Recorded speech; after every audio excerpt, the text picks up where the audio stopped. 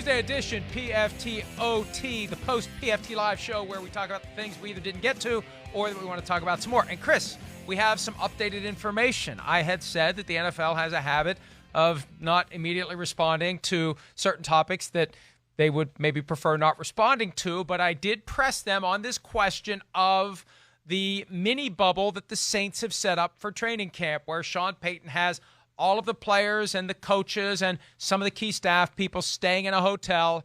Peter King talked about it earlier today.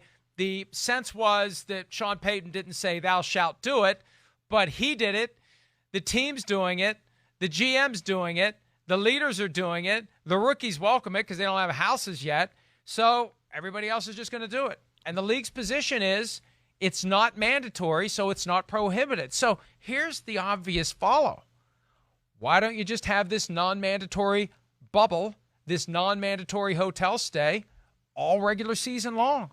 That's going to be the best way to minimize the virus. So you don't need to go to the union and have a detailed negotiation on what it takes to get clearance to get guys to stay away from their families all 5 months of the season. You just do it. Yeah. And everybody's just going to do it. And, hey, sorry, honey, everybody else is doing it. I got to do it. I can't be the only one who doesn't do it. And that's it. It sounds like the Saints have tripped over the answer to the question. Now the question is whether other teams will consider doing it for training camp and then consider doing it beyond training camp. Yeah, well, I mean, and the Saints are interesting, too, because they have unbelievable veteran leadership.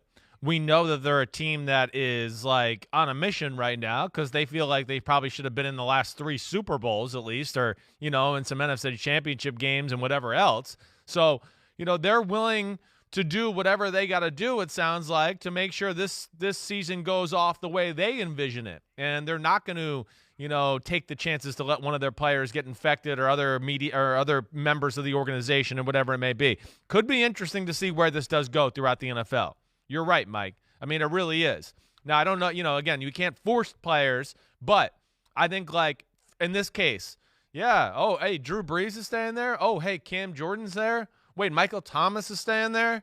Oh, okay, wait, I'm the 47th guy on the roster. Yeah, all right, if they're doing it, I'll do it too. Now, where does it go, Mike? Can they find a fine line? Can they find a way, just as we thought about this, and I didn't get to say this when we were on the show today, but because it kind of came about in my brain after the fact. But like, can the NFL maybe find a way, or teams find a way to go, okay, you're in the bubble, right? From Tuesday night till, you know, Sunday after the game. Then you get to maybe go home after the game Sunday, you know, be with your family on Monday. Hopefully you're being careful and doing all the proper things. You know, come Tuesday morning, which is usually a player's day off, you got to come in, get tested, blah, blah, blah. We go through all that, and then we'd like you to check back into the hotel Tuesday night and stay there again until game time after the game or game time Sunday. I mean, it's just something that bounced in my head that maybe players can get their heads around and actually maybe want to do something like that. Here's the problem, though. Until they have point-of-care testing, yeah, I know, the where testing you know when right. you come back that you're not positive right away and don't have to wait 24 hours for the answer, you're still going to have that donut hole. Look, I look at it this way. What happens every year, except this year, in April, May, and June? Voluntary workouts. And how many players show up for the voluntary workouts? On the good teams, on the successful teams, how many are there? They're all there. Yeah. That's the thing. They're all doing it. You do it. And think of it this way, too. Do you want to be the one who's going home every night and coming back to the facility every day when all the rest of the team goes to the hotel and comes back? So you're going to be the one who's got the cooties. Yeah. Remember that when you were a kid? Sure. You're going to be the one that they're all looking at differently because you may be the one who's bringing the virus into the building. They're going to stay more than 6 feet away from you. You're going to feel different. You're going to feel weird. And when you balance out all the stressors of staying away from your family versus being the one guy who isn't staying at the hotel, you're going to stay at the hotel. Yeah. It's human nature. Well, yeah. So I just think that what the Saints are doing here, if they're and for all we know, this is just kind of the trial run. And if it works, we're going to carry it into the season. And this is the way that Sean Payton is using the rules to his advantage. It's not mandatory. What do you mean? It's not mandatory. Right. You don't have to do it. We got a room for you. If you want to sleep here, sleep here. If not, go home. That's fine. If you want to do it, Go ahead. Go home. Everybody else is here. You want to be the one who goes home? Go home.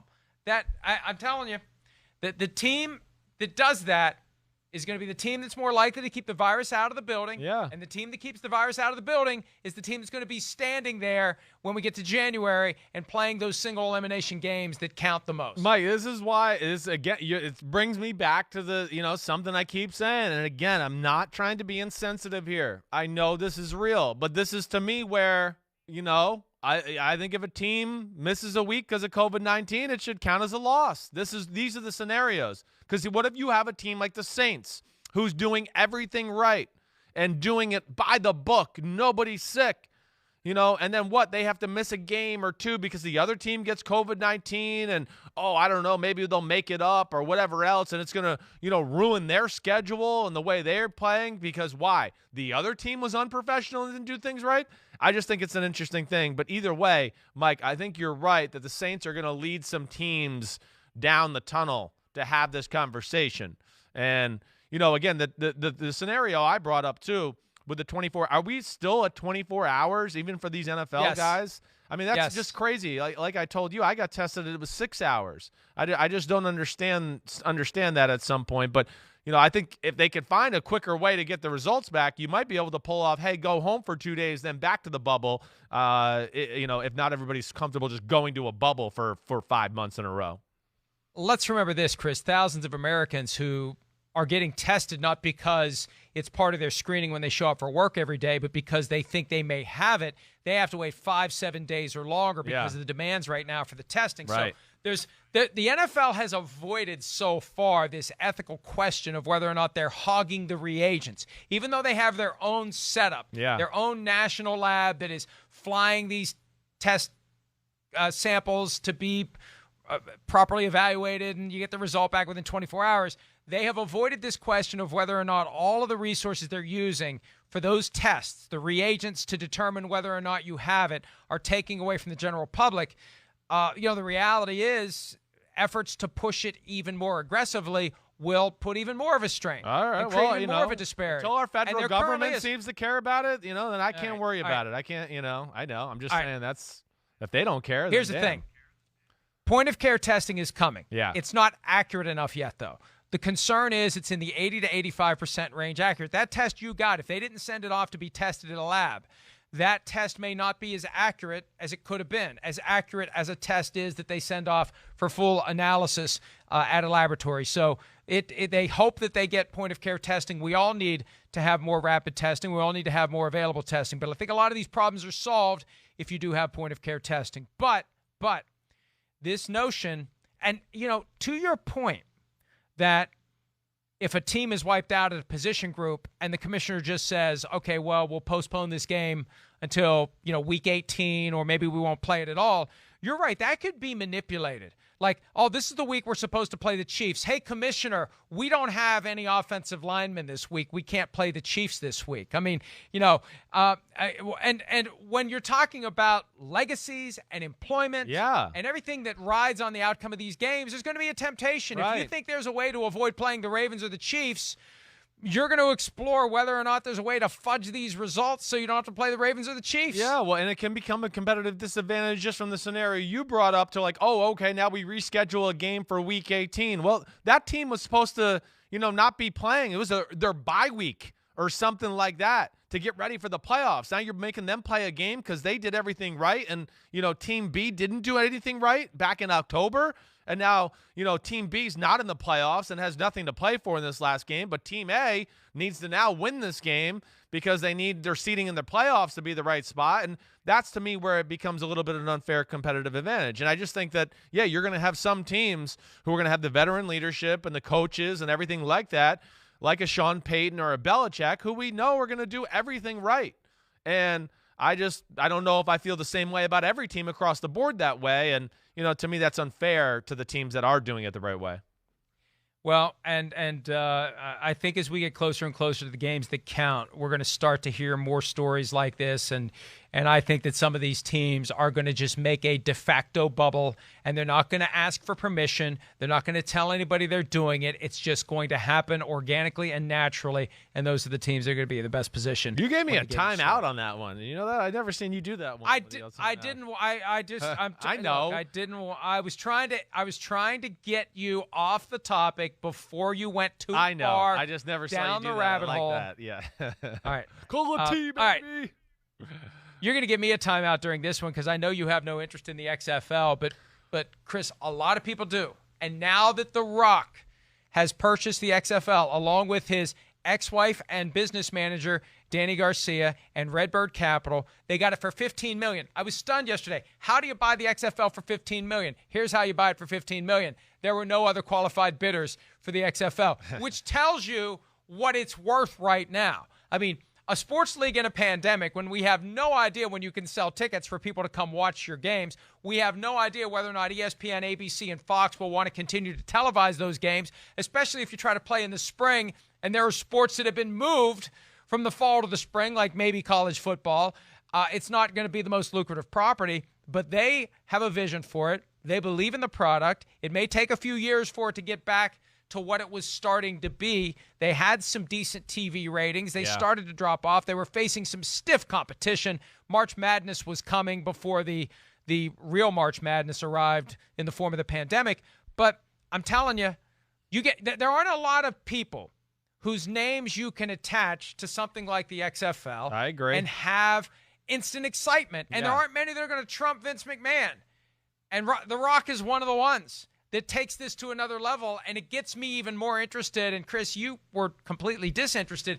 You got to admit, when you heard The Rock was getting involved, you at least had a little bit of a flicker. It opened my eyes. There's no doubt. Yeah, I mean, because just about everything the guy touches, turns to gold. I mean, he's the most, he's the richest movie star in the world right now, I think, per movie or per year, or whatever it is. Either way, he's raking it in. Very smart. We know he's got a football background. He is the kind of name or figurehead that could maybe sway a young kid or whatever else to think about, XFL, maybe one day if they can get in a spot, can challenge the NFL or steal a player or two, whatever it may be. But that's where it's got to get to. So he's going to have to work on publicizing the league, getting it to get into a place where, everybody takes it serious and wants to do it. But I still think, hey, the big obstacle is going to be always come down to what we said to begin with. When you need some stars, and that's where Dwayne Johnson, The Rock, is going to have to start thinking about how he's going to get those guys on his team. I know there's plenty of guys out there to build teams, and certainly some solid football players that aren't in the NFL that probably deserve to be, and you'll get some good quality football. But we like to watch stars in this country. We do. That's what it's all about. And we want to see guys that can do special things.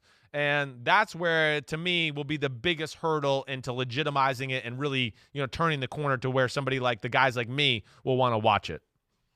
Yeah, and that's the key. They need to attract stars. They need to cultivate stars. They need to keep their stars. That was one of the issues that I had. And they were starting to, right?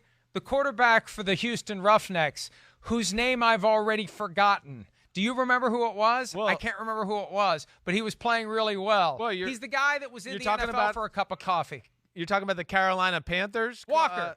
PJ Walker. Yes. PJ Walker. Right. Yeah, he's with the Panthers. Well, I didn't pay attention. I couldn't remember what team he was on. So when you said Houston Roughnecks, it did nothing for me. I was going to get there when you said he was the best quarterback for sure. Yes.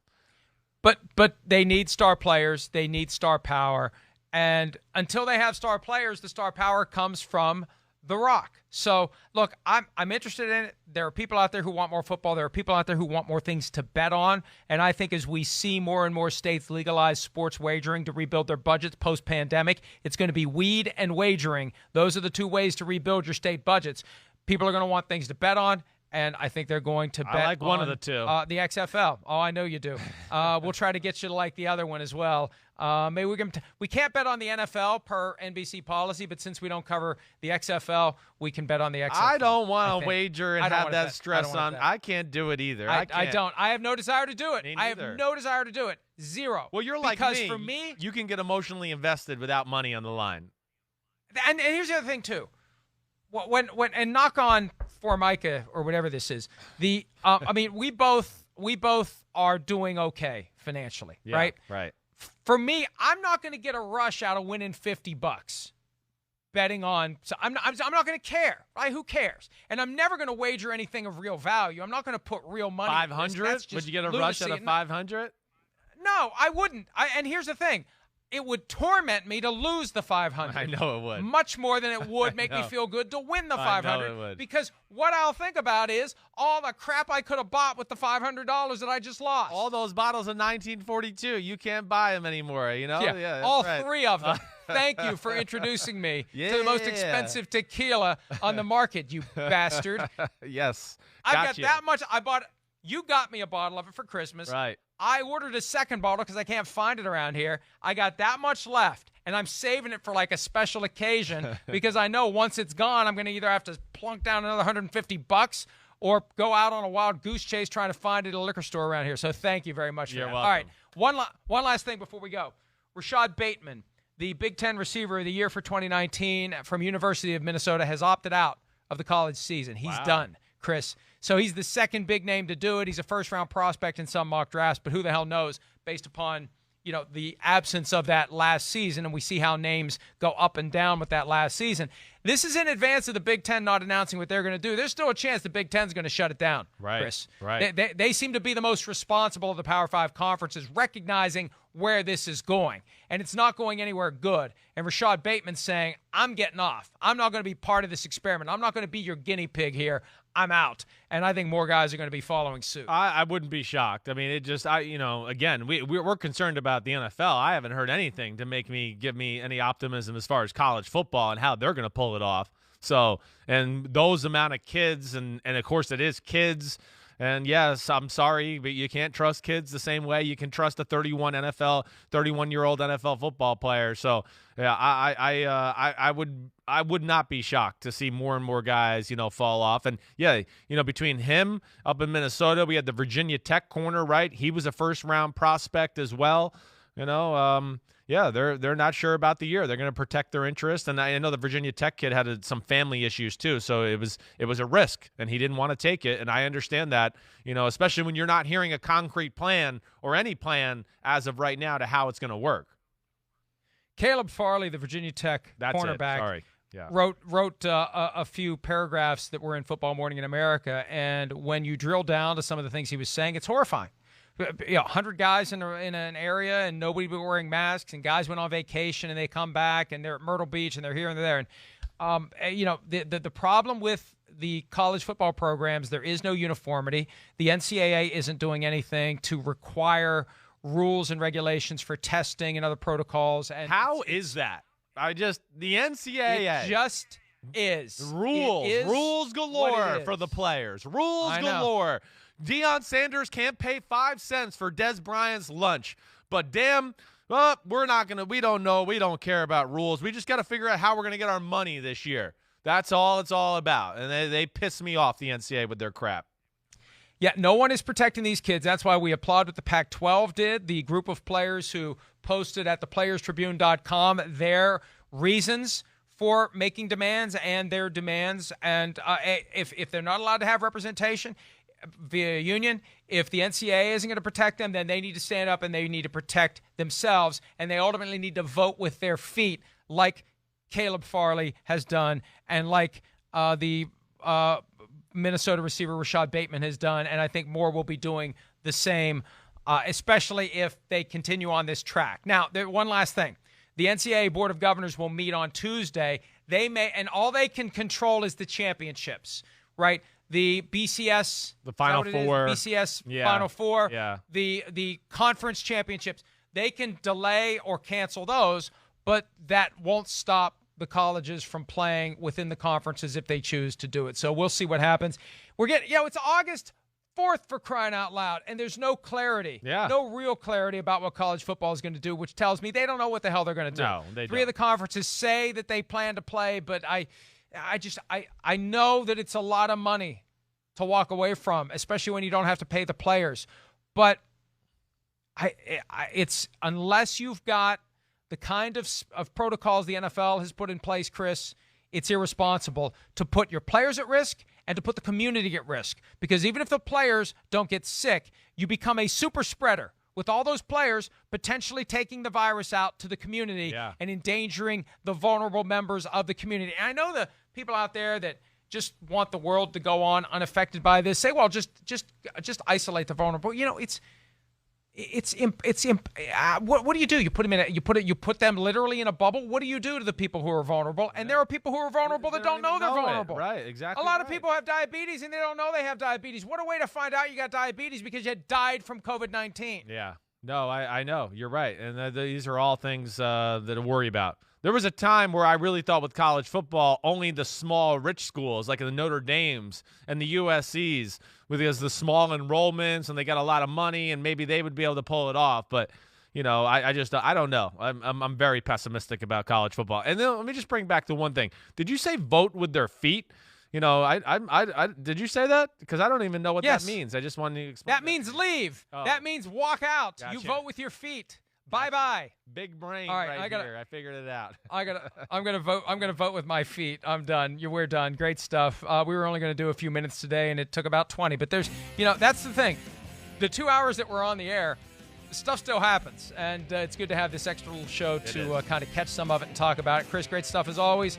We will be covering everything as it happens. FYI, I have the full letter agreement from the NFL and the NFLPA, which is both a blessing and a curse because now I got to read it and figure it out. But I'll be posting about the details all day long at profootballtalk.com, and we may have some of it to talk about tomorrow morning. Can't wait. Shut up. Can't even read. Matt Casey. Matt Casey, shut up. Copy, paste, snarky comment. See you tomorrow on Pro Football Talk. Bye.